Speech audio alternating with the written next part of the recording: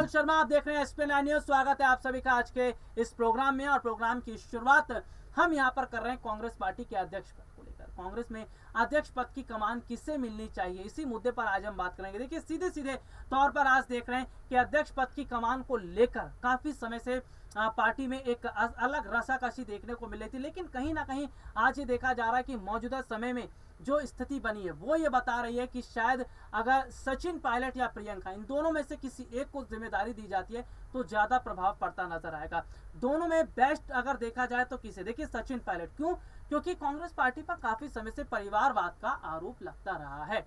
Congress party में लगातार परिवारवाद का आरोप लगना, कांग्रेस पार्टी पर लगातार परिवारवाद को बढ़ावा देना, तो ये कहीं ना कहीं बता रहा है कि वाकई परिवारवाद जिस तरह से आज हम देख रहे हैं कि बढ़ रहा है कांग्रेस पार्टी में, जो सत्ता पक्ष कहता नजर आया, तो ये माना जा रहा है कि शायद आज जो स्थिति है इसका साफ सीधा मतलब यही है कि अब कांग्रेस को परिवारवाद से खुद को अलग करना पड़ेगा। जाहिर सी बात है कांग्रेस खुद को परिवारवाद से अलग करेगी, जाहिर सी बात है कांग्रेस खुद को परिवारवाद से दूर करेगी। और कहीं ना कहीं अगर हम देखें परिवारवाद से दूर करते हुए अगर सचिन पायलट को मौका देती है तो सचिन पायलट बेहतर विकल्प हो सकते हैं। सचिन पायलट काफी समय से कांग्रेस पार्टी के साथ जुड़े रहे हैं, पार्टी के साथ लगातार वो काम करते रहे, और कहीं ना कहीं आज जो हालात स्थिति हम देख रहे हैं वो ये जरूर बता रही है कि कांग्रेस पार्टी को अब जल्दी बदलाव करना पड़ेगा। आगामी समय में कई राज्यों में जहां विधानसभा चुनाव होने वाले हैं, तो साल 2024 का लोकसभा चुनाव भी है। साल 2024 का लोकसभा चुनाव यानी कि बहुत नजदीक है। तो ऐसे में देखा जा रहा है कि जितना जल्द बड़ा कदम पार्टी की तरफ से उठाया जाएगा ये बेहतर तो होगा, लेकिन फिलहाल मौजूदा समय में हालात जो स्थिति बनी हुई है इसका साफ सीधा मतलब ही यही है कि क्या वाकई बहुत बड़े हद तक रणनीतियां बदल रही हैं, क्या वाकई बहुत बड़े हद तक बदलाव हो रहा है, और बदलाव हो रहा है तो क्या इसका बड़ा फर्क पड़ता नजर आएगा। तो चलिए कुछ रिपोर्ट्स हम अपने दर्शकों को दिखाते हैं और किस तरह से हम देख रहे हैं कि अध्यक्ष पद को लेकर किस तरह से एक अलग तरह की स्थिति बनी हुई है। इस देश के हर व्यक्ति ने अपने सामर्थ्य अनुसार, जिसकी रामचंद्र में आस्था थी, अपने सामर्थ्य अनुसार कोई ना कोई चंदा दिया, और उस चंदे की चोरी कर रही है भाजपा की सरकार और भाजपा के नेता मिलकर। उनकी क्या सजा होगी? उन लोगों की क्या सजा होगी जो इन डाकुओं के बचाव में पिछले जून से लगातार मैदान में उतरे हुए थे? उसमें से आपके मंत्री थे, आपके नेता थे, आपके प्रवक्तागण थे। क्या होगी उनकी सजा? क्या अभी भी ये जांच लोकल अधिकारी ही करते रहेंगे या आप इसको एक स्पेशलाइज्ड सेल को दीजिएगा जांच करने के लिए? क्योंकि अब मामला साफ है। एक डीएम कितने हद तक जांच कर सकता है एक विधायक, महापौर, सांसदों के खिलाफ, यह सर्वविदित है। और अंत में हम इस मंच से मांग करते हैं कि सुप्रीम कोर्ट, जिसके तत्वावधान में यह 15 सदस्यीय ट्रस्ट का गठन हुआ था, जिसके आदेश के अनुसार सरकार ने गठन किया था इस 15 सदस्यीय ट्रस्ट का, वो इस मामले का स्वतः संज्ञान ले और रामचंद्र जी के नाम पर होने वाली इस लूट को, इस घोटाले को, इस मुनाफाखोरी को, इस चंदा चोरी को तुरंत बंद करे। लेकिन हां, क्योंकि भगवान राम नैतिकता का सवाल है, मर्यादा का सवाल है, तो आज मर्यादा और नैतिकता मोदी सरकार की तार हो चुकी है। आज उनसे सवाल पूछना पड़ेगा कि जब यह सूची आई है जिसमें आपके लोग शामिल हैं, कोई वक्तव्य दीजिएगा, कोई बात बोलिएगा, श्री राम का हवाला आज तो दीजिए। गरीब दरिद्र नारायण के मुंह से निवाला छीनने वालों, भगवान राम के पीछे छुपते हो। आज जब भगवान राम के नाम पर लूट हो रही है तो किस खो में घुसकर बैठे हो, यह पूरा देश जानना चाहता है।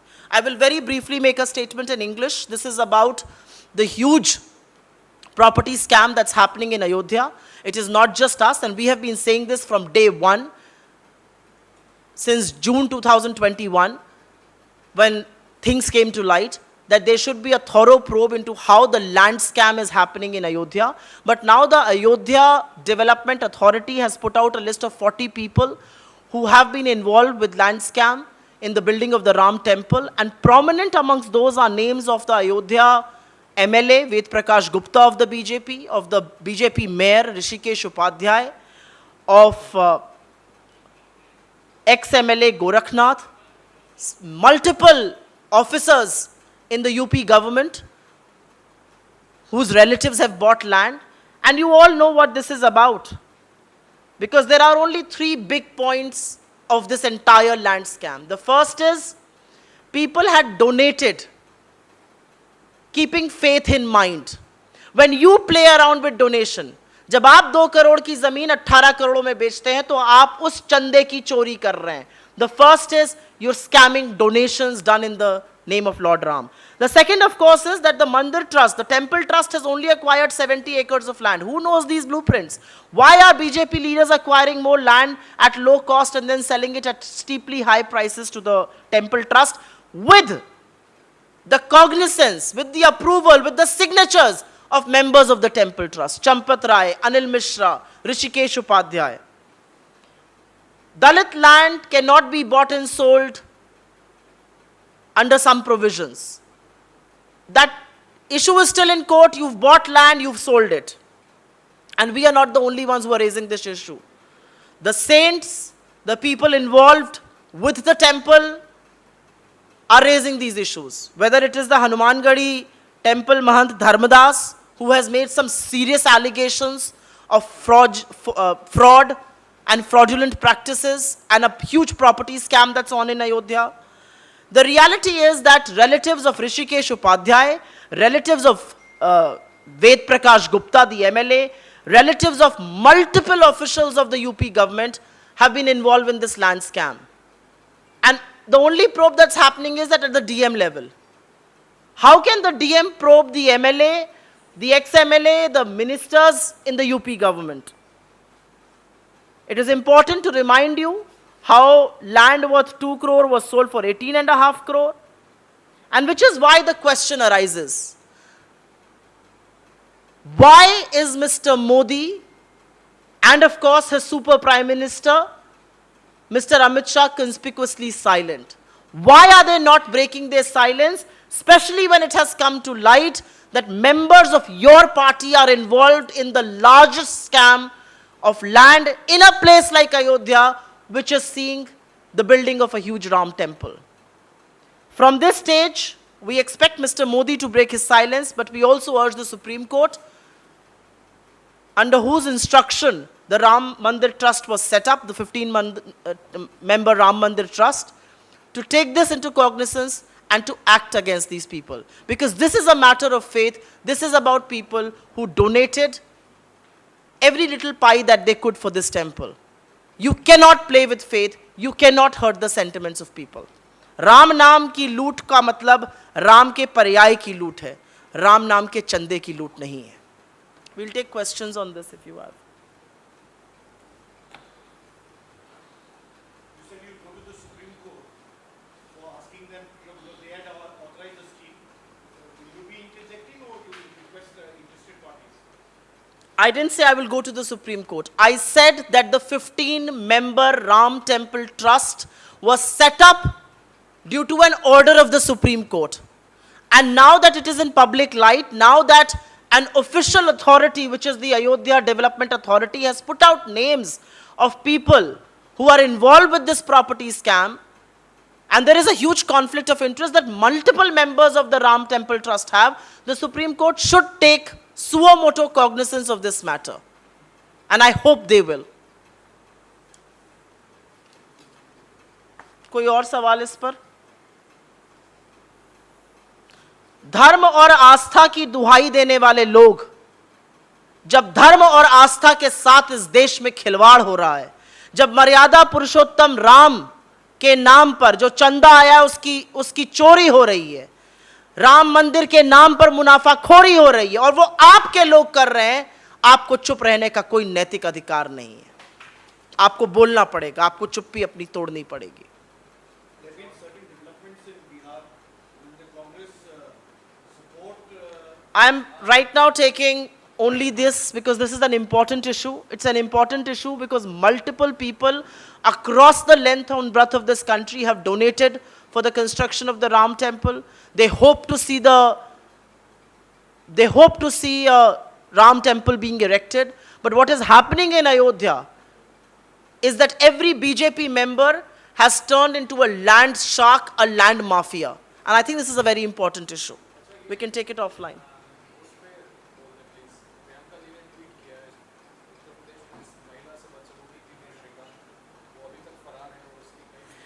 उत्तर प्रदेश की पुलिस अपने काम पर लगी हुई है। उत्तर प्रदेश के एक मंत्री हैं जिनको सजा सुनाता है कोर्ट, वो फाइल लेकर गायब हैं। उत्तर प्रदेश में भाजपा का गुंडा सरेआम एक महिला से, बदतमीजी तो बहुत छोटा शब्द है, गुंडागर्दी करता है। जिन शब्दों का प्रयोग किया वो हम सार्वजनिक जीवन में बोल नहीं सकते हैं। वो फरार है, दिखावे के लिए उसके घर के आगे का टिन शेड तोड़ दिया जाता है। तो कोई कानून राज की बात उत्तर प्रदेश में ना करे, क्योंकि ये तो हम शुरू से कह रहे थे, यही है उत्तर प्रदेश के कानून की असलियत। मंत्री जी फाइल लेकर गायब हैं और त्यागी जी जो है वो फरार हैं। उत्तर प्रदेश की पुलिस कहीं मिल नहीं रही है। सांसद महोदय कमिश्नर को जो अपशब्द कह रहे हैं वो आप में से काफी लोगों ने ऑलरेडी अपने टीवी चैनल पर दिखा दिया है। जब वहां का सांसद ही कह रहा है शर्मिंदगी महसूस हो रही है कि इस प्रदेश में हमारी सरकार है, तो विपक्ष के लिए मुझे लगता है बहुत कुछ कहने को बचा नहीं है। अगर पुलिस चाह जाए, और मैं ये हमेशा से मानती हूं, अगर पुलिस चाह जाए तो मंदिर के बाहर की चप्पल चोरी नहीं होती है। एक व्यक्ति 4 दिन से गायब है और उत्तर प्रदेश की पुलिस उसे ढूंढ नहीं पा रही है। किसी ने सच ही कहा है, महिलाओं के सम्मान में भाजपा बार बार मैदान में ऐसे ही आती है। और इसी पर मैं पूछना चाहती हूं, भाजपा के नेताओं में इतना मौन, इतनी खामोशी क्यों है? क्यों उन महिला नेत्रियों के मुंह में दही जम गई है? कोई बात नहीं, दही पर जीएसटी लग गई, जो माफी मांगो के नारे लगाती थी। नरेंद्र मोदी देश से माफी कब मांगेंगे अपने भाजपा सदस्य के लिए? हर बार कन्नी काट लेना, हर बार ये कह देना कि ये फ्रिंज एलिमेंट से आप बच नहीं सकते हैं। वो आपका नेता है, आपके लेटर पैड पर उसका कई बार कहीं कहीं एलोकेशन हुआ है, अपॉइंटमेंट हुआ है, आपके नेताओं के साथ तस्वीरें हैं, और इस तरह का झूठ ये देश बर्दाश्त नहीं करेगा।